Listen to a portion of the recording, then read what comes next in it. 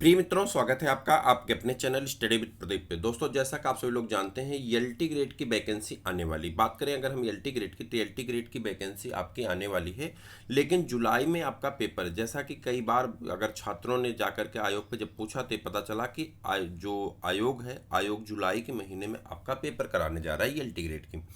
LT grade के syllabus के बारे में आप सभी अवगत हैं और पहले से सबको सारी चीज़ें पता है कि 120 नंबर का जो आपका सब्जेक्ट से प्रश्न आता है और 30 नंबर का जीएस आता है। उस 30 नंबर के जीएस में 3 या 4 क्वेश्चन आपके रीजनिंग के होते हैं, ठीक है, जो नॉर्मल होती है। सभी लोग, जितने भी लोग यहाँ पे देख रहे हैं और जो लोग भी अभी आगे देखेंगे, ज़्यादातर लोग ऐसे होंगे कि जो रीजनिंग के वो सभी प्रश्न को कर सकते हैं। आसान होता है, बहुत कठिन नहीं होता, ठीक है। हालांकि उसका एक दो प्रैक्टिस पेपर हम आपको करवा देंगे। जीएस का जो क्वेश्चन होता है, लगभग 20 आपके जीएस के मूल क्वेश्चन होते हैं। 5 क्वेश्चन जो आपका होता है यूपी स्पेशल का होता है, और 4 से 5 क्वेश्चन का जो वैल्यू होती है वो आपकी किसकी होती है, अगर बात करें तो वो करंट अफेयर्स की होती है। यानी अगर पूरे पेपर की एक समरी को हम नज़र रखें तो आपके 5 से 7 क्वेश्चन हो गए यूपी स्पेशल के, 5 ही 7 क्वेश्चन हो गए किसके, क्या कहते हैं, आपके करंट अफेयर्स के, 3 से 4 क्वेश्चन हो गए आपके रीजनिंग के, और इस तरह से आपके 12 से 13 क्वेश्चन एक कवर हो गए। और उसके बाद मूल जीएस का जो क्वेश्चन होता है, उस मूल जीएस के क्वेश्चन में आपके 15 से 18 क्वेश्चन आपके मूल जीएस के आते हैं। यानी टोटल अगर हम पेपर को एक नज़र में देखें तो इन पेपर को हम बड़े आसानी से कवर कर सकते हैं। ज़्यादा तो नहीं हम कह सकते, लेकिन आप 20, 21, 22 क्वेश्चन को बड़े आसानी से आप कर सकते हैं। चाहे आप किसी भी सब्जेक्ट के अभ्यर्थी हो, चाहे आप हिंदी हो, इंग्लिश हो, सोशल हो, आर्ट हो, साइंस हो, बायोलॉजी हो, केमिस्ट्री हो, फिजिक्स हो, किसी भी सब्जेक्ट से आप अभ्यर्थी हो, उस सब्जेक्ट में जीएस का जो पोर्शन है उसे आप बड़े आसानी से कर सकते हैं। इसी कड़ी में आपके लिए एक श्रृंखला स्टार्ट की गई चैनल के द्वारा, जिसे हम लोग प्रैक्टिस पेपर कह सकते हैं, जीएस प्रैक्टिस सेट है, और ये एलटी ग्रेड को ध्यान में रख करके बनाया जा रहा है।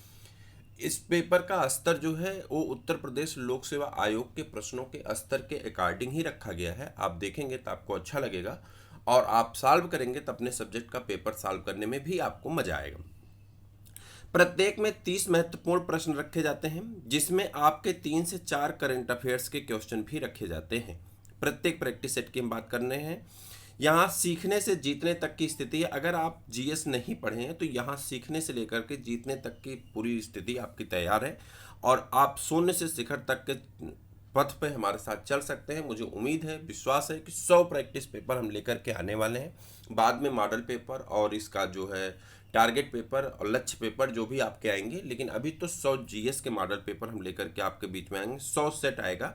100 सेट में हम उम्मीद करेंगे कि आप बड़े आराम से 22 से 23 क्वेश्चन, 25 क्वेश्चन तक कर सकते हैं।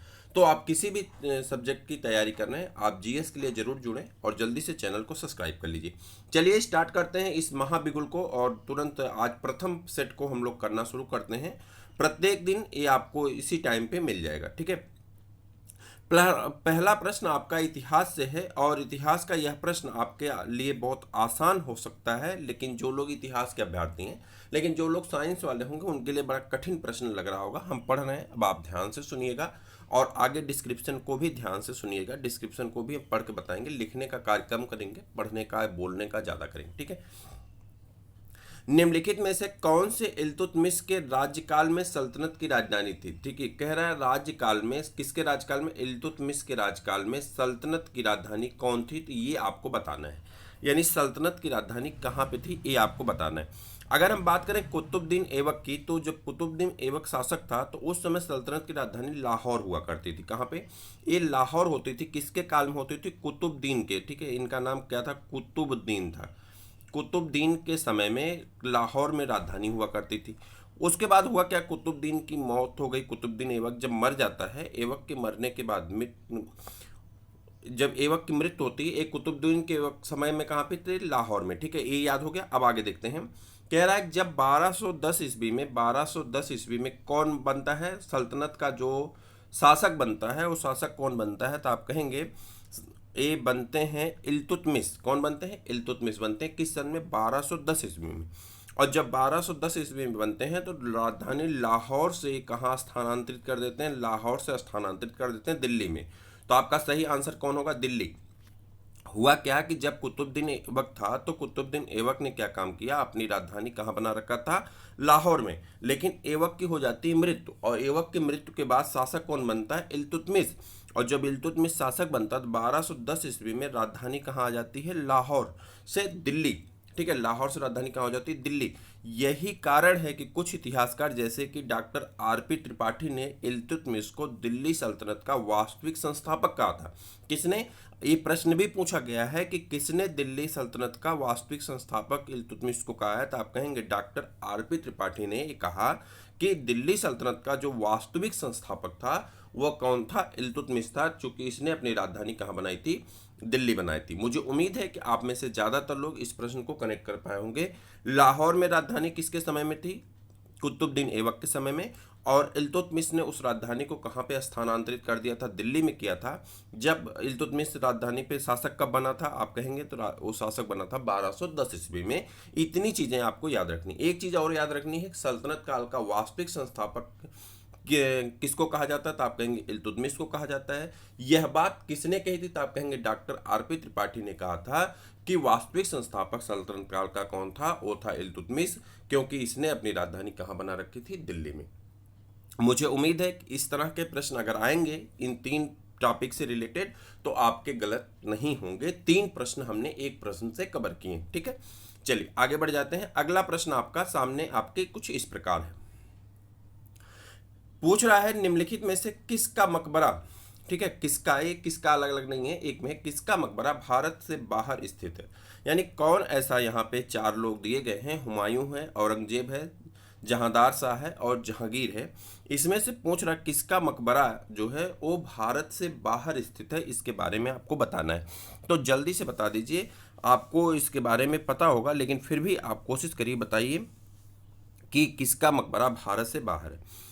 जहांगीर की अगर हम मृत्यु की बात करते हैं तो जहांगीर की जो मृत्यु होती है वो होती है 1627 ईस्वी में। जहांगीर की, कहाँ गए, ये है जहांगीर भाई साहब, और इनकी जब मृत्यु होती है तो इनकी मृत्यु होती है 1627 ईस्वी में, इनकी मृत्यु हो जाती है। ठीक, लाहौर में इनके मकबरे का निर्माण होता है। इनका मकबरा कहाँ है, लाहौर में। कहाँ पे है, लाहौर में इनका मकबरा है। एक मिनट, लाहौर में इनका मकबरा, किनका, जहांगीर का मकबरा कहाँ है, लाहौर में। और आप सब लोग जानते हैं लाहौर कहाँ है, तो नल्ला पाकिस्तान में। कहाँ पे है, नल्ला पाकिस्तान में लाहौर है। ठीक है, इसके मकबरे का निर्माण किसने करवाया था, अगर कोई पूछ ले कि जहांगीर के मकबरे का निर्माण किसने करवाया था, तो आप कहेंगे नूरजहां ने करवाया था। किसने करवाया था, नूरजहां ने जहांगीर के मकबरे का निर्माण करवाया था।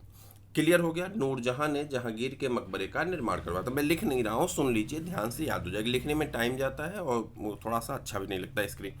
ठीक, अब आगे आइए, हुमायूं का मकबरा कहाँ है। अगर आपसे कोई पूछ ले हुमायूं का मकबरा कहाँ है तो आप बताएंगे हुमायूं का मकबरा, जल्दी से बता दीजिए हुमायूं का मकबरा कहाँ है। हुमायूं का मकबरा दिल्ली में। कहाँ पे, दिल्ली में। किसका मकबरा है, हुमायूं का। हुमायूं का मकबरा कहाँ पे है, दिल्ली में है। औरंगजेब का मकबरा कहाँ है, औरंगाबाद में। औरंगजेब औरंगाबाद में। कहाँ पे, औरंगाबाद में। किसका है, औरंगजेब का। कहाँ पे, औरंगाबाद में। औरंगजेब का मकबरा कहाँ है, औरंगाबाद में है। अगर इसी के साथ बात करें कि जहांदार शाह का मकबरा कहाँ है, तो आप कहेंगे जहांदार शाह का मकबरा कहाँ है। इनसे अगर पूछा जाए कि इनका मकबरा कहाँ है तो आपको बताना जहांदार शाह का मकबरा कहाँ है, खुसरो बाग, इलाहाबाद में। कहाँ पे, खुसरो बाग में।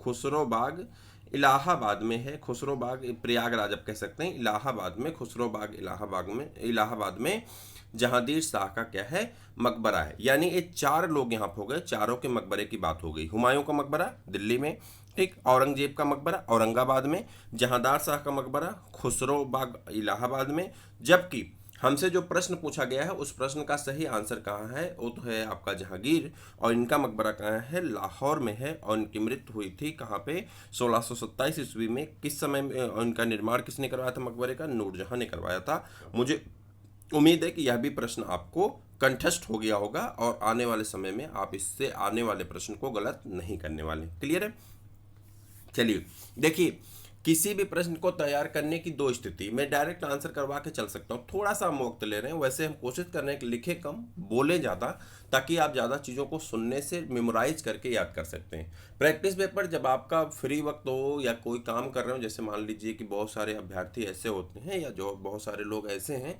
कि जो कोई जॉब करते हैं, ठीक है, तो आप बैठे हैं, भोजन बना रहे हैं, बाहर हैं, घर से अकेले हैं, भोजन बना रहे हैं, कुछ कर रहे हैं, सब्जी काट रहे हैं, प्ले करके रख दीजिए, जैसे आप गाना सुनते हैं वैसे चलता रहेगा और आप चीज़ों को सुनते रहेंगे, वह प्रश्न आपके दिमाग में चलता रहेगा। ठीक है, जब तक आप रोटी सेक रहे हैं, खाना बना रहे हैं या कोई और काम कर रहे हैं, नहीं पढ़ने की इच्छा कर रही, मोबाइल चला के रख दिया, आराम से सुन रहे हैं, तो सुनने से चीज़ें ज़्यादा याद होंगी। ये एक वो है। और जब आप उसे 2 बार 3 बार सुनेंगे ना, जब फिर अपनी बुक को पढ़ेंगे तो आपको ज़्यादा लाभ मिलेगा। और ये काम आप करते रहेंगे तो आपको इसका मदद मिलेगी।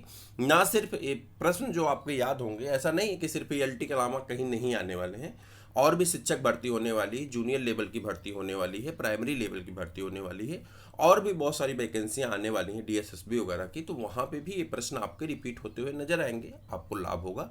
तो आप इसे करेंगे तो इसका मदद आपको मिलेगी एग्जाम में। ठीक है, अगले प्रश्न का आंसर बताइए, निम्नलिखित में से किसका शिखर द्रविड़ शैली से बना हुआ है। ये प्रश्न देखिए कितना कठिन है, लेकिन कठिन है नहीं, शैली, भाषा शैली इसकी कठिन लग रही है। बहुत आसान प्रश्न है। अब जब छोटे एग्जाम में आता है पूछ लेता है किसकी शैली द्रविड़ शैली है, तो हम बड़े आसानी से वहाँ बता देते हैं। लेकिन यहाँ देखिए कैसे कह रहा है, निम्नलिखित में से किसका शिखर द्रविड़ शैली से बना हुआ है। भीतरगांव मंदिर, ग्वालियर का तेली मंदिर, कंदारिया महादेव का मंदिर और ओसिया मंदिर, ये आपसे पूछा जा रहा है। ठीक है, अब मैं आपको इसके डिस्क्रिप्शन के बारे में बता रहा हूँ, आप ध्यान से मेरी बात को सुनिएगा।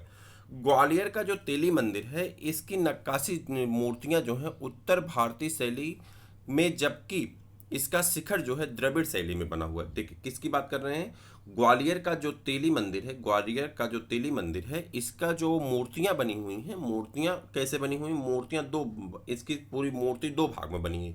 एक बनी कैसे, उत्तर भारतीय शैली में, उत्तर भारतीय जो शैली हमारी होती है, ठीक है, और द्रविड़ शैली कहाँ है, दक्षिण भारत की है ना। और जो इसका शिखर है वो कैसे बना हुआ है, द्रविड़ शैली से। कभी हम पढ़ेंगे, जब हम लोग तो बताएंगे, उत्तर प्रदेश स्पेशल जब पढ़ेंगे तो वहाँ पर हम बताएंगे कि उत्तर प्रदेश की कला, संस्कृति और प्रकृति जो होती है वो कैसे कैसे डिपेंड करती है हमसे। द्रविड़ शैली कैसे मिलती है, उसमें अरब शैली कैसे मिलती है, फारसी शैली कहाँ पे मिलती है, कहाँ पे हमें जो है क्या कहते हैं मुस्लिम शैली देखने को मिलती, कहाँ पे हिंदू स्थापत्य कला देखने को मिलती। सारी चीज़ों का मिक्सचर कैसे उत्तर प्रदेश है, इसके बारे में बताएंगे। कुछ अनपढ़ गंवार निर्लज्ज लोग ऐसे हैं जो कहते हैं उत्तर प्रदेश में क्या बा, तो ऐसे बदतमीज़ों के लिए आप सब लोग गाना भी प्रमोट कर दिए इसके। ऐसे बदतमीज़ों को गाली देने के अलावा कुछ नहीं करना चाहिए। हमारा उत्तर प्रदेश इतना उत्तम है कि हम उसके बारे में बखान ही कर सकते हैं, जहाँ पे हर एक सभ्यता, संस्कृति और प्रकृति के लोग रहते हैं और प्यार मोहब्बत से रहते हैं। हम अपने उत्तर प्रदेश की बुराई नहीं सुन सकते। हमारा प्रदेश है, ठीक है, हम भारत के निवासी हैं, लेकिन उसके साथ साथ हमारा प्रदेश भी उत्तम प्रदेश में है, जहाँ भगवान श्री कृष्ण जन्म लिए, भगवान रामचंद्र जी जन्म लिए, जहाँ पे बौद्ध धर्म के संस्थापक, जैन धर्म के संस्थापक, इतने सारे लोग पैदा हुए। वहाँ पे एक बदतमीज टाइप का गायक कहता है कि उत्तर प्रदेश में क्या है, और लोग उसे प्रमोट कर देते हैं। तो एक अफवाह है और इस तरह की चीज़ें होनी नहीं चाहिए, लेकिन होती हैं समाज में, क्या कहा जा सकता है। बात कर रहे थे यहाँ पे कि जो ग्वालियर का तेली मंदिर है, वो ग्वालियर का तेली मंदिर की जो निचली परत है, यानी जो शिखर तक का हिस्सा है, वो किससे बना है, उत्तर भारतीय शैली से। और जो नीचे की शैली है वो किससे बनी है, द्रविड़ भारतीय शैली से बनी हुई है। यानी द्रविड़ शैली से किसका बना है, ग्वालियर का तेली मंदिर। क्लियर हो गया। अब कह रहा है कि उल्लेखनीय है इस मंदिर में वास्तु शैली में हिंदू, ठीक है, अगर वास्तु शैली की बात करें तो हिंदू शैली मिल रही और बौद्ध शैली दोनों मिल रही, दोनों का मिश्रण मिलता है। इस मंदिर का निर्माण किसने करवाया था, तो आप कहेंगे गुर्जर प्रतिहार साम्राज्य के सबसे प्रतापी शासक मिहिर भोज ने करवाया था। किसने, इतना बड़ा डिस्क्रिप्शन है, ध्यान सुनिएगा। कह रहा है कि इस मंदिर का निर्माण, यानी ग्वालियर का तेली मंदिर जो है, इसका निर्माण किसने करवाया था, गुर्जर प्रतिहार साम्राज्य के संस्थापक थे, जिनका नाम क्या है, मिहिर भोज ने करवाया था। ठीक है, इनके काल में हुआ था और इसीलिए इसका नाम क्या है, ग्वालियर का तेली मंदिर। मुझे उम्मीद है कि ये चीज़ें आप ध्यान से सुने होंगे तो याद हो गया होगा। मैं एक बार पूरा डिस्क्रिप्शन फिर से पढ़ के सुना देता हूँ, सुनिएगा, 1 मिनट रुक जाइए। हाँ, कह रहे हैं ग्वालियर का जो तेली मंदिर है, इसकी नक्काशीदार जो मूर्तियां हैं, मैं पढ़ रहा हूँ, ध्यान सुनिएगा, मूर्तियां हैं वह उत्तर भारतीय शैली में, जबकि इसकी मूर्तियां कैसे बनी है, उत्तर भारतीय शैली में, जबकि इसका शिखर जो बनाया गया है वो द्रविड़ शैली से निर्मित किया गया। क्लियर हो गया। दोनों वास्तुकला का मिश्रण समाहित किया गया है। ठीक है, 2 वास्तुकला है, हिंदू धर्म के और बौद्ध धर्म के। इस मंदिर का निर्माण पूछा जाता किसने करवाया था। अगर आपसे कोई पूछे ग्वालियर का तेली मंदिर का निर्माण किसने करवाया तो आप कहेंगे गुर्जर प्रतिहार साम्राज्य के शासक ने करवाया था। पहले प्रश्न का आंसर हो गया। लेकिन अगर शासक का नाम पूछ ले, कुछ शासक ने, किस शासक ने करवाया था, तो आप कहेंगे कि मिहिर भोज ने करवाया था। यानी ग्वालियर के तेली मंदिर का निर्माण किसने करवाया था, मिहिर भोज ने करवाया था, और एक गुर्जर प्रतिहार वंश का शासक था। इतनी सारी चीजें आपको याद रखनी चाहिए इस प्रश्न से, जो आपके लिए महत्वपूर्ण है। चलिए महात्मा बुद्ध से संबंधित कुछ जानकारी यहां से अर्जित कर लेते हैं। आसान क्वेश्चन एक आपके सामने है कि बुद्ध द्वारा रूपांतरित निम्न व्यक्तियों में से कौन सा अंतिम था, आपको ये बताना है। यानी ये 4 लोग हैं, इसमें से बताना है कौन ऐसा है जो अंतिम है शासक के तौर पे। यहाँ पे आपको बताएंगे, जल्दी से बताइए। यानी सीधे सीधे अगर प्रश्न को थोड़ा सा हल्का करें, इस प्रश्न की भाषा शैली को ये कम करें, तो हम आपसे ये पूछें कि ये बताइए कि महात्मा बुद्ध द्वारा दीक्षा दिया गया, यानी दीक्षित किया गया या ज्ञान दिया गया अंतिम व्यक्ति कौन था। अब प्रश्न आपके लिए आसान हो गया और सबका आंसर अब सही आएगा। कौन था? वो था सुभद्र। कौन था? सुभद्र था, जो कि अंतिम था, जिसके अंतिम में महात्मा बुद्ध ने क्या किया था, दीक्षित किया था, यानी ज्ञान दिया था। ठीक है। जबकि आनंद उनका सर्वप्रिय शिष्य था। इसके आनंद क्या था? सर्वप्रिय शिष्य था, आप जान ही रहे हैं। इसके अनुरोध पर ही महात्मा बुद्ध ने स्त्रियों को बौद्ध धर्म में दीक्षित किया था। आनंद के कहने पर ही महात्मा बुद्ध ने स्त्रियों को आने दिया था, बौद्ध धर्म में स्त्रियों को प्रवेश करने के मौका दिया था। लेकिन हमारा प्रश्न का आंसर जो है, किसको अंतिम व्यक्ति था? रूपांतरित निम्न व्यक्ति। इसका मतलब होगा दीक्षित किया हुआ, यानी किसको अंतिम में, सबसे अंतिम में दीक्षा दिए थे, तो दीक्षित किया हुआ व्यक्ति कौन हो गया? तो आपका हो गया सुभद्र हो गया। ये आपका सही आंसर हो गया। ठीक है। भाषा शैली कठिन है, पेपर आसान है। ठीक है, चलिए आगे बढ़ जाते हैं। निम्नलिखित में से किसने महाभारत का फारसी में अनुवाद किया था? आपको बताना है कौन ऐसा है जो महाभारत का फारसी में अनुवाद किया था। और कई बार ये पूछा जाता है महाभारत का जो है दूसरा नाम क्या है, यह भी आपको बताना होगा। जल्दी से बताइए, 4 ऑप्शन आपके स्क्रीन पे दिखाई पड़ रहे हैं, तो जल्दी से बता दीजिए सही आंसर कौन है। निम्नलिखित में से किसने महाभारत का फारसी में अनुवाद किया था? ऑप्शन है अब्दुल कादिर बदायूनी, अबुल फजल, निजामुद्दीन अहमद और शेख मुबारक। आपको इन 4 ऑप्शन में से बताना है। ठीक है। महाभारत का अगर दूसरे नाम की बात करें तो रज्मनामा। ठीक है, रज्मनामा नाम से, इसका नाम क्या है? रज्मनामा। एक मिनट, रज्मनामा। ठीक है, रज्मनामा नाम से महाभारत का क्या किया गया है? फारसी अनुवाद किया गया है। क्या नाम है? रज्मनामा नाम से फारसी अनुवाद किया गया है। यह अनुवाद किसके कार्यकाल में किया गया था? तो अकबर के समय में अब्दुल कादिर बदायूनी के द्वारा किया गया था। ठीक है, और फैजी द्वारा किया गया था। अब्दुल कादिर बदायूनी और फैजी, और इनके साथ कौन है? लेकिन आपके ऑप्शन में एक ही है, और फैजी। इन दोनों के सहायता से किया गया था अकबर के कार्यकाल में, और महाभारत का फारसी में अनुवाद किया गया था रज्मनामा नाम से। तो ये चीज़ें आपको याद रखनी चाहिए। ठीक है। अबुल फजल की अगर बात करें तो कालिया दमन और पंचतंत्र का फारसी में अनुवाद किया था। ठीक है, कालिया दमन और पंचतंत्र का फारसी में अनुवाद किसने किया था? अबुल फजल ने किया था। तो बहरहाल हमारा क्वेश्चन महाभारत से है, तो हमारा क्वेश्चन यहाँ पे कंप्लीट होता है।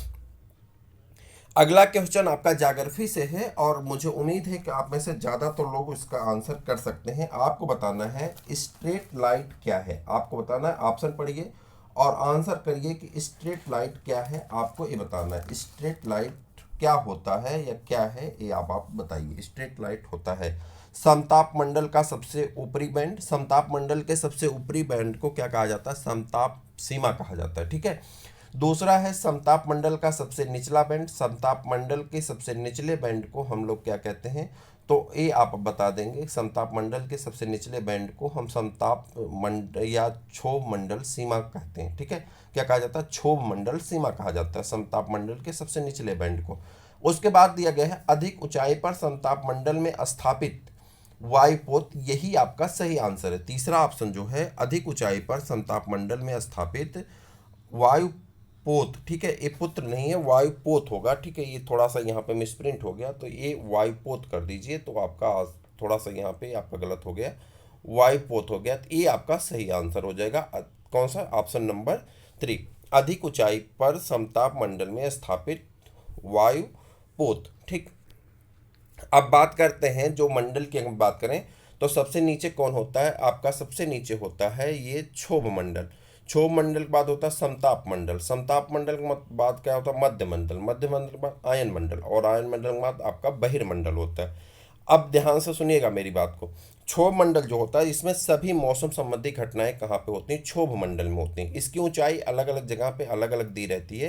कहीं पे 8 किलोमीटर होता है, 18 किलोमीटर दिया रहता है, कहीं पे जो है क्या दिया रहता है 16 किलोमीटर दिया रहता है। बहरहाल आप इसको छोड़ दीजिए, बस इतना जानिए सबसे निचले मंडल को क्या कहते हैं, क्षोभ मंडल। उसके ऊपर समताप मंडल, उसके ऊपर मध्य मंडल, मध्य मंडल के बाद उसके ऊपर कौन आ जाता है, मध्य मंडल के ऊपर आ जाता है आपका आयन मंडल, और आयन मंडल के ऊपर हो जाता है बहिर्मंडल। अगर बात करें आयन मंडल की, तो आयन मंडल यहाँ पे समताप मंडल की, समताप मंडल में ओजोन लेयर पाई जाती है। क्या पाया जाता है, ओजोन लेयर। समताप मंडल में मौसम साफ होता है, इसीलिए वायुयान उड़ाए जाते हैं, ठीक है। लेकिन क्षोभ मंडल में मौसम संबंधी सभी घटनाएं होती हैं, चाहे भूकंप कह रहे हैं, बादल का बनना हो, ठीक है, धूल आना हो, ठीक है, या आपका क्या कहते हैं इसको सुनामी, इत्यादि सारी चीज़ें कहाँ पे होती हैं आपके, ये होती हैं क्षोभ मंडल में, ठीक। तो सबसे निचले मंडल को क्षोभ मंडल, जिसे आप ट्रोपोस्फियर कहते हैं, फिर उसके बाद स्ट्रेटोस्फियर, आयनोस्फियर, उसके बाद मीजोस्फियर, आयनोस्फियर, एक्सोस्फियर, ये आपका क्रम होता है। और आयनोस्फियर में जो होता है यहाँ पे चौथे नंबर पे जो है आपका आयनोस्फियर है। आयनोस्फियर में आपके सैटेलाइट छोड़े जाते हैं, उपग्रह छोड़े जाते हैं, जो कृत्रिम उपग्रह होते हैं उन्हें वहाँ पे छोड़ा जाता है, जो कि वहाँ पे आयन पाए जाते हैं, नेगेटिव आयन और पॉजिटिव आयन पाए जाते हैं, जो कि वहाँ के साथ मिल करके अपनी एनर्जी का संचार करते हैं, और उसी सैटेलाइट की मदद से हम लोग यहाँ पे देख पा रहे हैं, मोबाइल चला पा रहे हैं। तो ये सारी चीज़ें आप ऑलरेडी जानते हैं, नहीं तो कभी हम लोग डिटेल में जब पढ़ेंगे तो इसके साथ हम लोग अध्ययन कर लेंगे। ये जब खास करके जब उसकी वैकेंसी आएगी, बहुत जल्दी हम एक क्लास स्टार्ट करने वाले हैं जीएस के लिए, और वो मेन तरह से आरओ एआरओ की क्लास हम चलाते हैं। तो आरओ एआरओ की क्लास हम जीएस की स्टार्ट करेंगे, तो उसमें इन सारी चीज़ों पे एक बार हम फिर से चर्चा करेंगे डिटेल में। अभी हम लोग क्वेश्चन पे चर्चा कर रहे हैं, ठीक है। ये विश्व की नदी से क्वेश्चन पूछा गया है, और सुपर टेट में ये क्वेश्चन आपका है। एक सेकेंड, इसका पीडीएफ थोड़ा छोटा करें। हाँ, ये सुपर टेट में आपके नदी रखी गई है, तो आप यहाँ से अगर ध्यान से देखेंगे तो आप इस प्रश्न का आंसर कर पाएंगे। नील नील नीली नील, ठीक है, नीली नील नदी निम्नलिखित में से किस झील से निकलती है, ये आपसे पूछा जा रहा है। और ये प्रश्न आपके सुपर टेट के लिए भी महत्वपूर्ण है, और भी एग्जाम जो होते हैं टीचिंग के उसके लिए भी महत्वपूर्ण है। तो आप बताइए, नीली नील नदी निम्नलिखित में से किस झील से निकलती है, इसका आंसर करना है। विक्टोरिया झील से, ताना झील से, उसके बाद आपका दिया गया है कौन सा, एडवर्ड झील से या अल्टवर्ट झील से। अब आपको इसका आंसर बताना है, ठीक है।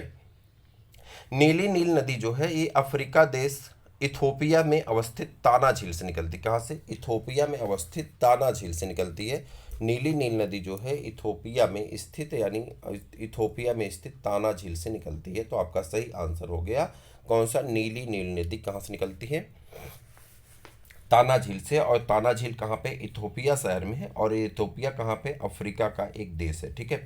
नीली नील नदी इथोपिया की सबसे लंबी नील नदी मानी जाती है। यह आगे चल करके खार्तून यानी सूडान में सफ़ेद नील से मिलकर नील नदी के रूप में आगे बढ़ती है, ठीक है।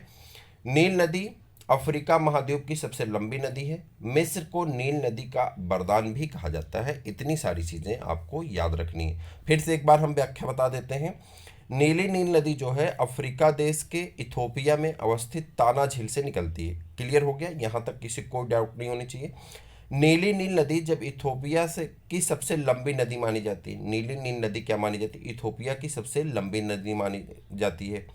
आगे चलकर यह खार्तून यानी सूडान में सफ़ेद नील से मिलकर नील नदी का निर्माण करती है, ठीक है। नीली नील आ रही है इथोपिया से, आगे आकर के सूडान में कौन मिल जा रही, सफ़ेद नील, और तब नील नदी का निर्माण हो जाता है। नील नदी आप जानते हैं अफ्रीका महाद्वीप की सबसे लंबी नदी होती है, और इसी को नील नदी को मिस्र का वरदान कहा जाता है। तो आप इतनी सारी चीज़ें पहले से कुछ जानते थे, कुछ नई चीज़ें आज जाने हैं जो आपके लिए महत्वपूर्ण होगा, ठीक है। चलिए आगे बढ़ जाते हैं। ये बताना है थोड़ा सा, जो हमारे ज्योग्राफी वाले मित्र होंगे देख रहे होंगे वो आसानी से इसको बता सकते हैं, और जो और सब्जेक्ट वाले होंगे थोड़ा सा उनके लिए कठिन है। निम्नलिखित सागरों का पश्चिम से पूर्व का क्रम बताना, ठीक है, पश्चिम से पूर्व का क्रम बताना है।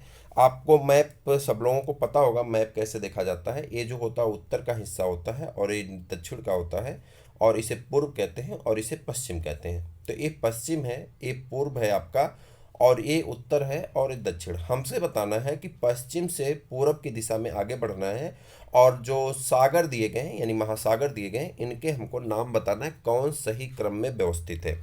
काला सागर, भूमध्य सागर, कैस्पियन सागर, अरब सागर, ये चार ही नाम दिए गए हैं चारों ऑप्शन में, लेकिन सही सीक्वेंस बताना है किस में दिया गया है, ये आपको देख करके बताना है। जल्दी से पढ़िए और समझ करके बताइए, ठीक है। अब ध्यान से सुनिएगा, मैं एक एक करके सबके बारे में बता रहा हूँ, ठीक है। सही क्रम जो है आपका वो है भूमध्य सागर, काला सागर, कैस्पियन सागर, अरब सागर, यानी ऑप्शन नंबर सी आपका सही हो जाता है इस प्रश्न की दृष्टि से। अब पूरी व्याख्या को ध्यान से सुनिएगा, बहुत महत्वपूर्ण है। यहाँ से प्रश्न आपके एग्जाम में पूछे जा सकते हैं, बेसिक लेवल का क्वेश्चन है, सुपर टेट में भी यहाँ से प्रश्न आ सकते हैं, ठीक है। चलिए ध्यान से सुनिएगा, मैं एक एक करके बता रहा हूँ। भूमध्य सागर की अगर हम बात करें तो यूरोप एवं अफ्रीका के मध्य अवस्थित है। भूमध्य सागर कहाँ पर स्थित है? यूरोप और अफ्रीका के मध्य में स्थित है। यह सागर उत्तरी अफ्रीका, यूरोप, अनाटोलिया तथा मध्य पूर्व में स्थित है, ठीक है। काला सागर यूरोप और पश्चिम एशिया के मध्य में स्थित है। पहले खाली कहाँ कहाँ स्थित है बस इतना सुनिए, पूरा डिस्क्रिप्शन छोड़ देते हैं। भूमध्य सागर की अगर बात करें, यूरोप और अफ्रीका के मध्य स्थित है। काला सागर यूरोप और पश्चिम एशिया के मध्य में स्थित है, ठीक। और उसके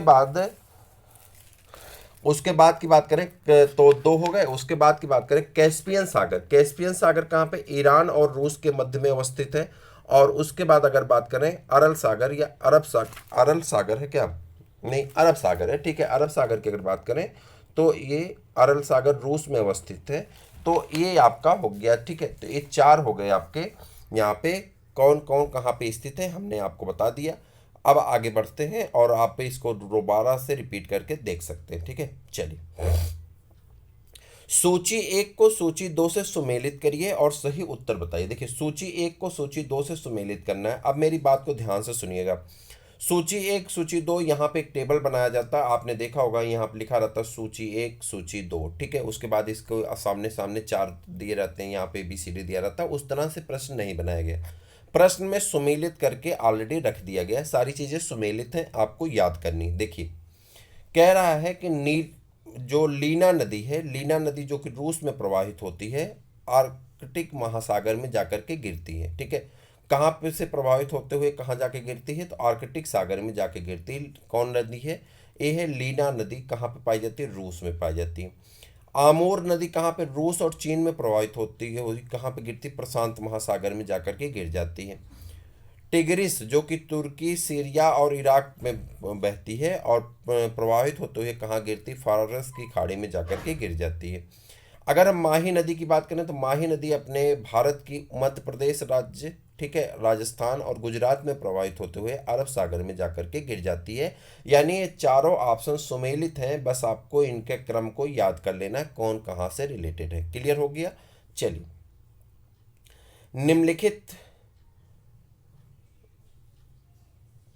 निम्नलिखित में से कौन सी मृदा, ये थोड़ा सा गलत हो, निम्नलिखित में से किस जिले में मार मृदा पाई जाती है? निम्नलिखित में से किस जिले में मार मृदा पाई जाती है? आपको बताना है कि किस जिले में मार मृदा पाई जाती है। इसका आंसर आपको बताना है। आपके सामने प्रश्न है और आपको इसका आंसर बताना है कि कहाँ पे मार मृदा पाई जाती है। मार मृदा की अगर हम बात करें तो ये झांसी में पाई जाती है, ठीक है। मार मृदा बुंदेलखंड क्षेत्र में, झांसी में, ललितपुर में, बांदा में, ये सब पाई जाती हैं, ठीक है।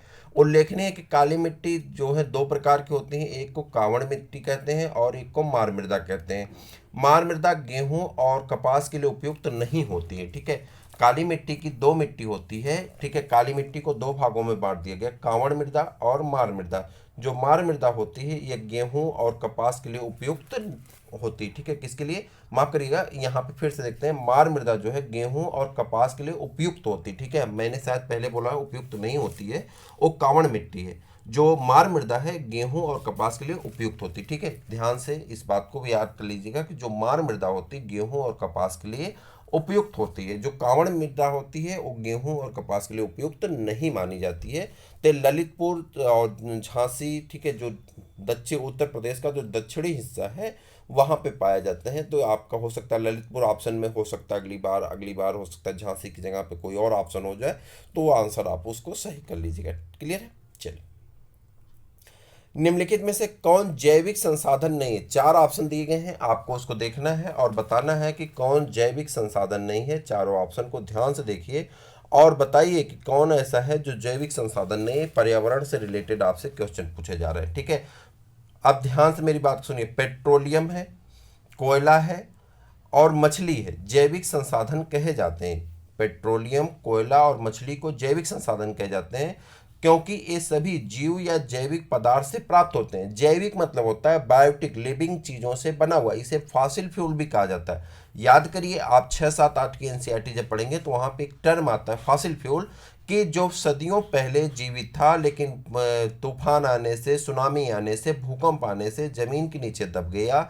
जो लकड़ी के तने का हिस्सा और जड़ का हिस्सा होता है वह कोयले का निर्माण करता है, और जो जीव का हिस्सा होता है वो दब करके उसके जीव द्रव्य से निकला हुआ भाग पेट्रोलियम का कार्य करता है। पेट्रोलियम से बने हुए पदार्थ को हम लोग फॉसिल फ्यूल कहते हैं, यानी जीवाश्म ईंधन कहते हैं। तो जैविक संसाधन के रूप में इन्हें जाना जाता है। मुझे उम्मीद है कि बात आप समझ पा रहे होंगे।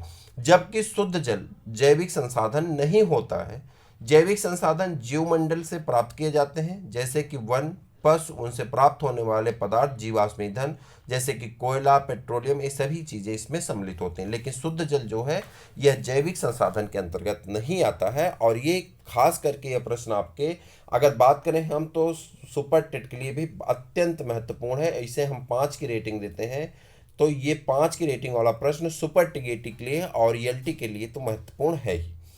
चलिए, निम्नलिखित में से कौन सा ऐसा ट्रांजिस्टर में एक महत्वपूर्ण भाग है? आपको बताना है। विज्ञान से संबंधित कुछ प्रश्न आपके सामने हैं और इस प्रश्न का आंसर आपको करना है। पढ़िए और आंसर बताइए कि आर्सेन कौन आपका सही आंसर यहाँ पे बन सकता है। जल्दी से इसका आंसर बताइए। आपके आंसर का हम इंतजार कर रहे हैं, आपका आंसर आना चाहिए। निम्नलिखित में से कौन ट्रांजिस्टर का एक महत्वपूर्ण भाग है? आर्सेनिक है, जर्मेनियम है, ऑस्मियम है, रेडियम है, हाइड्रोजन है। कौन ऐसा है जो कि यहाँ पे इससे संबंधित है? जल्दी से बताइए।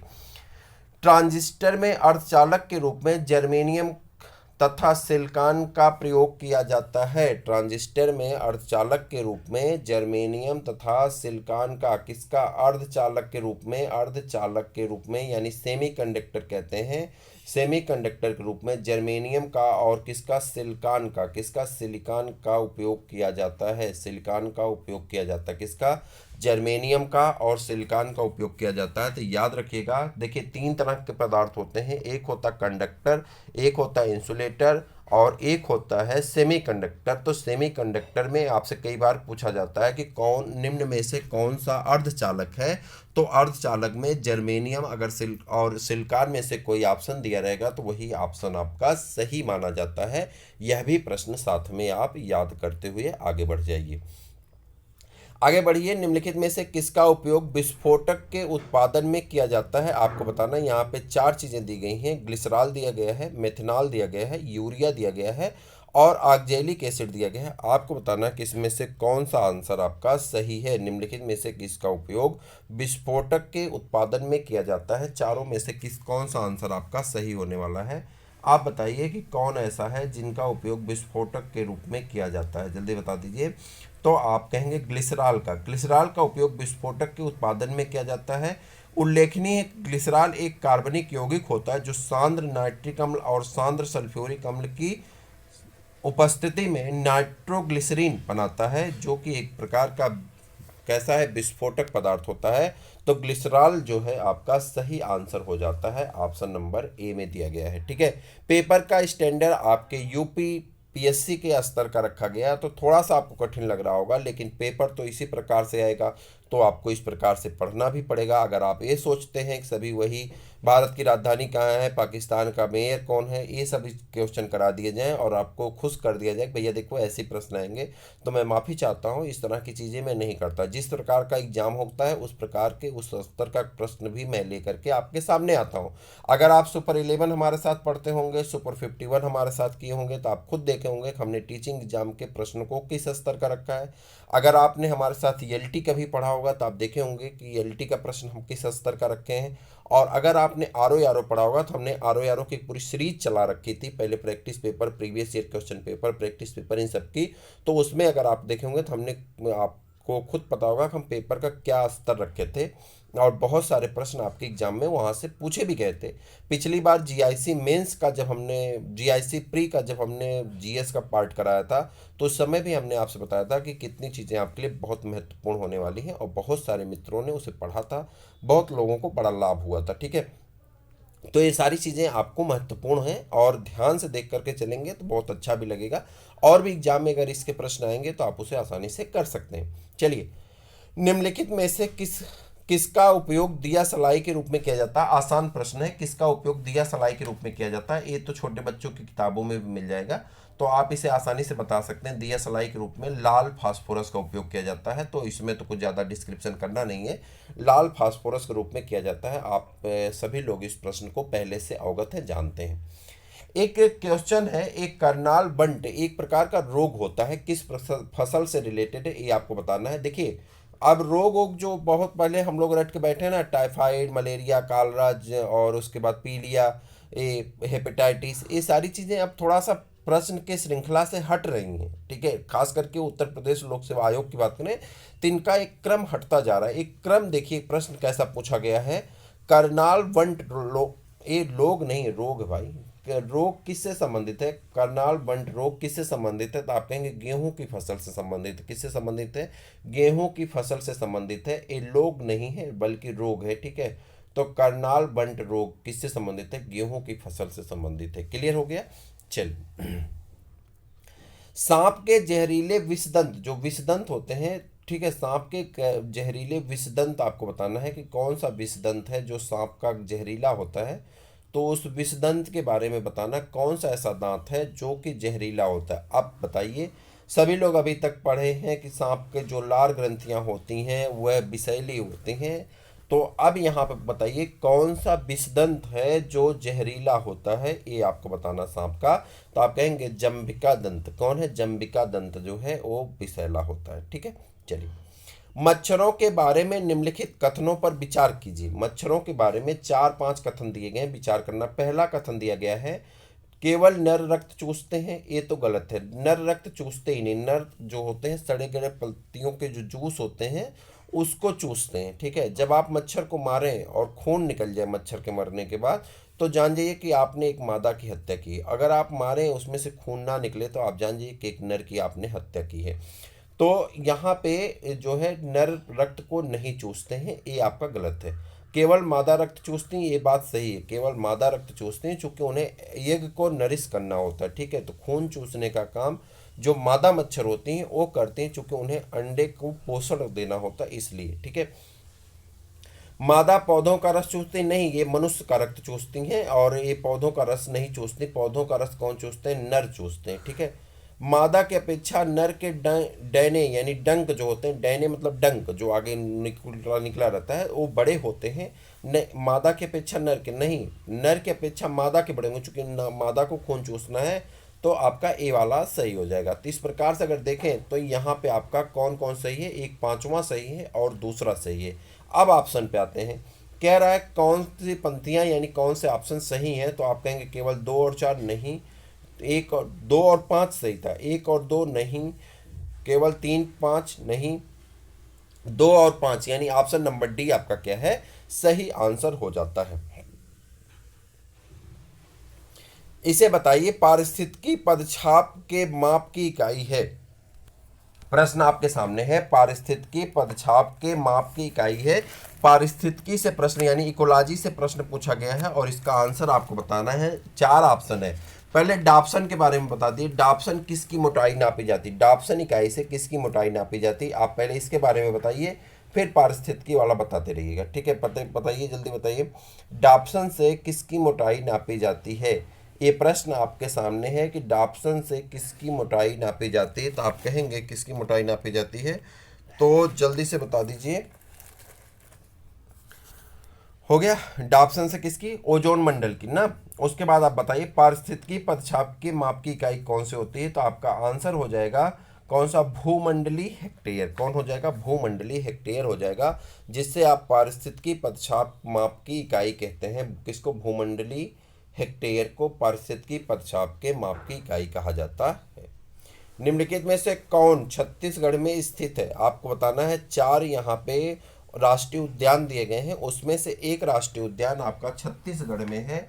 आपको बताना है, ये सुपर टीटी के लिए भी बहुत महत्वपूर्ण है, तो आपको बताना है कि ये कहाँ पर स्थित है। सबसे पहले अगर हम बात करें अंशी राष्ट्रीय उद्यान, पहला है ना अंशी राष्ट्रीय उद्यान, ये कहाँ पे है? कर्नाटक में। अंशी राष्ट्रीय उद्यान ये कहाँ पे है? कर्नाटक में है। कर्नाटक में कहाँ पे? कर्नाटक में है। तो ये हो गया आपका कर्नाटक में। और हमसे पूछ रहा छत्तीसगढ़ का, ठीक है। बेतला राष्ट्रीय उद्यान, मुझे उम्मीद है सबको पता होगा। बेतला राष्ट्रीय उद्यान ये तो सब लोग जानते हैं कहाँ पे है? झारखंड में। कहाँ पे है? झारखंड में है, ठीक। उसके बाद इंद्रावती राष्ट्रीय उद्यान, यह भी लगभग सभी लोग जानते हैं, चूंकि पॉपुलर क्वेश्चन की श्रेणी में आता है और इसीलिए यहाँ पे पूछा भी गया है, तो इसे सभी लोग जानते हैं। ये इंद्रावती राष्ट्रीय उद्यान किससे संबंधित है? छत्तीसगढ़ से संबंधित है। और उसके बाद गुगामल राष्ट्रीय उद्यान, ये नया प्रश्न की श्रेणी में आया है और किससे संबंधित है? महाराष्ट्र राज्य से संबंधित। किससे? महाराष्ट्र राज्य से संबंधित है। कौन? गुगामल राष्ट्रीय उद्यान कहाँ से संबंधित है? महाराष्ट्र राज्य से। तो आपका हो गया सही आंसर, कौन हो गया? इंद्रावती राष्ट्रीय उद्यान, ठीक है। चलिए, निम्नलिखित राष्ट्रीय उद्यानों को सर्वप्रथम से सबसे बाद के क्रम में व्यवस्थित करिए। सर्वप्रथम से सबसे बाद के क्रम में बताना है कि कौन सबसे बाद का है, ठीक है। यहाँ आप देखिए 4 दिए गए हैं, काजीरंगा, साइलेंट वैली, कान्हा और जिम कॉर्बेट, 4 दिए गए हैं। आपको बताना है कि सबसे पहला कौन है, ठीक है, और सबसे बाद का कौन है, तो इसके बारे में बताना है। तो सबसे पहले देखिए, पूरे भारत में सबसे पहला जो राष्ट्रीय पार्क था वो कौन था? Jim Corbett national park. और अगर आप देखें तो जिम कॉर्बेट नेशनल पार्क यहाँ पे अंत में रखा गया और हमको बताना सबसे प्रथम, तो ये तो गलत हो गया। यहाँ पे सबसे पहले कौन रख दिया गया? काजीरंगा, साइलेंट वैली, ये भी गलत हो गया, ठीक। उसके बाद यहाँ पे भी साइलेंट वैली, ये भी गलत हो गया, क्योंकि पहले नंबर पे जिम कॉर्बेट आना चाहिए और बिना पूछे आछे, बाकी मिलाने की आवश्यकता ही नहीं। पहले नंबर पे अगर हमको जिम कॉर्बेट मिला यहाँ पे, तो हमारा सही आंसर कौन होगा? ए वाला हमारा सही आंसर हो जाएगा। यानी सबसे नंबर पहले कौन आएगा? Jim Corbett national park, Kanha national park, उसके बाद काजीरंगा नेशनल पार्क और उसके बाद कौन है आपका? साइलेंट वैली, ठीक। निम्नलिखित में से किस स्थान पर मुड़िया पूर्णिमा मनाया जाता है? यानी मुड़िया पूर्णिमा मेला कहाँ पे लगता है? आपको बताना है मुड़िया पूर्णिमा मेला कहाँ पे लगता है, इसका आयोजन कहाँ किया जाता है। उत्तर प्रदेश विशेष का प्रश्न है, आपको इसका आंसर बताना है। सही आंसर क्या होगा? मुड़िया मेला कहाँ लगता है, आप बताइए किसका मेला कौन है, जल्दी से बताइए सही आंसर कौन होगा। मुड़िया पूर्णिमा मेला कहाँ पे लगता है, तो आप बताएंगे कहाँ पे लगता है? गोवर्धन में लगता है। कहाँ पे लगता है? गोवर्धन में लगता है। और ये आषाढ़ माह के पूर्णिमा को मनाया जाता है। कहाँ पे? गोवर्धन में आयोजित होता है और आषाढ़ माह के पूर्णिमा में यह मनाया जाता है। कहाँ पे? गोवर्धन में, ठीक है। इसके साथ साथ ये मथुरा वृंदावन में भी, लेकिन आपका सही आंसर कौन होगा? यहाँ पे गोवर्धन हो जाएगा। सही आंसर कौन है? गोवर्धन में लगाया जाता है। आषाढ़ माह के पूर्णिमा में लगता है मेला। मुड़िया पूर्णिमा मेला कहाँ पे? गोवर्धन में, ठीक है। सही आंसर हो गया गोवर्धन। आगे बढ़ जाते हैं। उत्तर प्रदेश के जिलों में निम्नलिखित उत्पाद संबंधित हैं, यानी कौन से जिले में कौन उत्पाद है, तो ये यहाँ पे संबंधित करके रखा गया है। अलीगढ़ ताला के लिए फेमस है, आप सब जानते हैं। फिरोजाबाद की चूड़ियाँ, मुरादाबाद के पीतल के बर्तन, और टांडा जो है ये अम्बेडकर नगर में पड़ता है। टांडा विद्युत, और उसके बाद करघा, विद्युत करघा का उत्पादन किया जाता है अम्बेडकर नगर में। टांडा एक स्थान है। तो ये 4 चीज़ें आपकी व्यवस्थित हो गई हैं, ठीक है। तो ये व्यवस्थित क्रम में रखा ही गया है। किस वर्ष भारतेंद्र नाट्य अकादमी की स्थापना हुई थी? आपको बताना भारतेंद्र नाट्य अकादमी की स्थापना किस वर्ष हुई थी। इस प्रश्न का आपको आंसर करना है। जल्दी से बताइए कि किस वर्ष भारतेंद्र नाट्य अकादमी की स्थापना हुई थी। इन प्रश्न का आंसर आपको बताना है। जल्दी से बता दीजिए किस वर्ष भारतेंद्र नाट्य अकादमी की स्थापना की गई थी। चार ऑप्शन है 1975, 1965, 1985, 1995। उत्तर प्रदेश के संस्कृत विभाग की अगर बात करें तो संस्कृत विभाग द्वारा 1975 में भारतीय नाट्य केंद्र की स्थापना की गई, जिसका 1981 में नाम परिवर्तित कर भारतीय नाट्य अकादमी कर दिया गया। भारतीय नाट्य अकादमी की स्थापना 2 जुलाई 1975 को लखनऊ में उत्तर प्रदेश सरकार के सांस्कृतिक मंत्रालय द्वारा की गई थी। नाट्य विधा में विधिवत प्रशिक्षण के लिए 5 अप्रैल 1976 से यहाँ पे कार्यक्रम प्रारंभ कर दिया गया। तो सही आंसर है कहाँ पे, 1975 में, और कहाँ पे है, लखनऊ में। कहाँ पे है, लखनऊ में है, यानी जो राजधानी हमारी है वहीं पे ये स्थित होता है, उत्तर प्रदेश की राजधानी में। निम्नलिखित में से किस स्थान को सितार और सुरबहार संगीत के इमदाद खानी घराने के लिए जाना जाता है? देखिए बहुत आसान प्रश्न है, लेकिन ये प्रश्न की भाषा शैली और इस प्रश्न के बारे में देखिए कितना कठिन लग रहा है।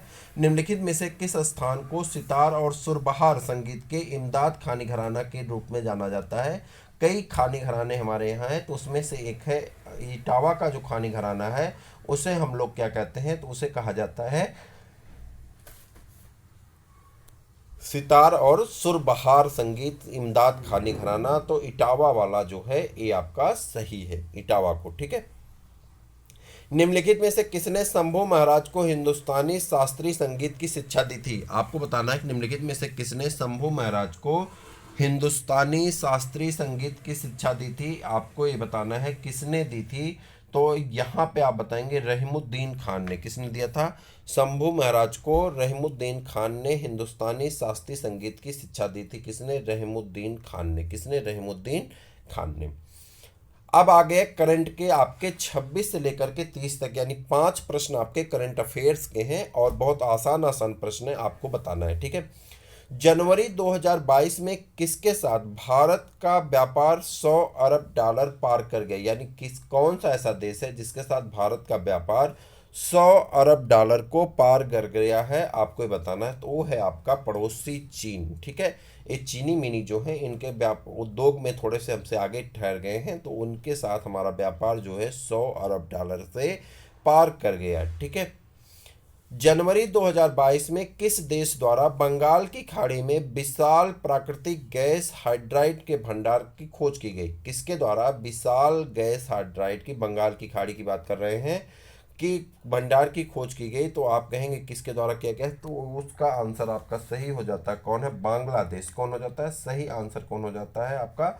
बांग्लादेश। और कहाँ पे खोजा गया? बंगाल की खाड़ी में। तो सही आंसर हो गया बांग्लादेश। क्लियर? चलिए आगे बढ़ जाते हैं। भारत में जलवायु परिवर्तन प्रदर्शन सूचकांक 2022 में कौन सा स्थान प्राप्त किया? भारत ने जलवायु परिवर्तन प्रदर्शन सूचकांक 2022 में कौन सा स्थान प्राप्त किया? तो आप बताएंगे चौथा, 10वां, 20वां या 21वां। तो सही आंसर आपका हो जाएगा भारत ने जलवायु परिवर्तन सूचकांक। बहुत महत्वपूर्ण प्रश्न आगे आने वाले एग्जामों के लिए, किसी भी एग्जाम के लिए महत्वपूर्ण प्रश्न है। तो आप कहेंगे 10वां स्थान प्राप्त किया। क्लाइमेट एक्शन नेटवर्क CAN द्वारा न्यू क्लाइमेट इंस्टीट्यूट के सहयोग से जर्मन वाच ने इसको नवंबर में प्रकाशित किया था, जिसमें प्रथम स्थान पर अगर हम बात करें तो डेनमार्क जो है सर्वोच्च रैंकिंग के साथ चौथे स्थान प्राप्त करने वाला देश शीर्ष रहा है, ठीक है। शीर्ष 3 स्थान रिक्त हैं, यानी 3 स्थान खाली हैं। चौथे स्थान पे कौन है? डेनमार्क है। 5वें स्थान पे स्वीडन है। 6ठे स्थान पे नॉर्वे है। 7वें स्थान पे यूनाइटेड किंगडम है। 8वें स्थान की बात करें तो मोरक्को है। और 10वें स्थान की अगर हम बात करें तो अपना प्यारा भारत देश महान है, ठीक है। तो 10वें स्थान पे हमारा प्यारा भारत देश महान है। इसमें और संशोधन करने की ज़रूरत है ताकि पहले स्थान पे पहुंच सके। तो 10वां जो है वो हमारा सही आंसर हो जाता है। 10वें रैंक पे जलवायु परिवर्तन सूचकांक 2022 में भारत की रैंकिंग कितनी है? 10वीं है। और 3 रिक्त स्थान है। चौथे स्थान पे डेनमार्क है जो कि, और 3 रिक्त स्थान है। नवंबर 2021 में टाइम फॉर इंडिया अभियान किसने प्रारंभ किया था? कौन ऐसा देश है जिसने कहा कि टाइम फॉर इंडिया आ गया है? तो ये आपको बताना है। टाइम फॉर इंडिया नवंबर 2021 में लॉन्च किया गया था। टाइम फॉर इंडिया किसके द्वारा? तो आपका सही आंसर जाएगा स्वीडन के पास, और सही आंसर भी होता है स्वीडन। और इस श्रृंखला का लास्ट प्रश्न आज आपका, और मुझे उम्मीद है कि आप सब लोग इससे संबंधित जानकारी रखते होंगे और ये प्रश्न बहुत आसान आपके स्क्रीन पे, इसका आंसर आपको ही बताना है, लेकिन उसके पहले चैनल को सब्सक्राइब करिए, अपने मित्रों को शेयर करिए और इसके आंसर को कमेंट बॉक्स में एकदम प्रिंट कर दीजिए। बहुत आसान सा क्वेश्चन है कि अक्टूबर 2021 में निम्न में से किस सोशल मीडिया कंपनी द्वारा अपना नाम बदल करके मेटा करने की घोषणा की गई? तो आप सब जानते हैं वो है फेसबुक। कौन है? फेस और बुक यानी चेहरे को पढ़ने वाली किताब। तो फेसबुक जो है उसका नाम बदल करके मेटा कर दिया गया है और ये कब किया गया है? अक्टूबर 2021 में। तो इतने सारे प्रश्न आपके परीक्षा की दृष्टि से, एलटी ग्रेड की दृष्टि से अत्यंत महत्वपूर्ण आपके सामने, मुझे उम्मीद है कि आने वाले एग्जाम में आपको मदद करेंगे। आप देखते रहिए, 100 प्रश्न, 100 सेट आपके आने वाले हैं। सभी सेटों को आप जरूर देखिएगा, अपने मित्रों को शेयर करिएगा और सबका पीडीएफ आपको दिया जाएगा। तो जीतने से सीखने से जीतने तक की श्रेणी में आप सबका स्वागत है। जल्दी से चैनल को सब्सक्राइब करिए, मित्रों को शेयर करिए। फिर मिलते हैं किसी और वीडियो में, तब तक के लिए इजाज़त दीजिए। जय हिंद।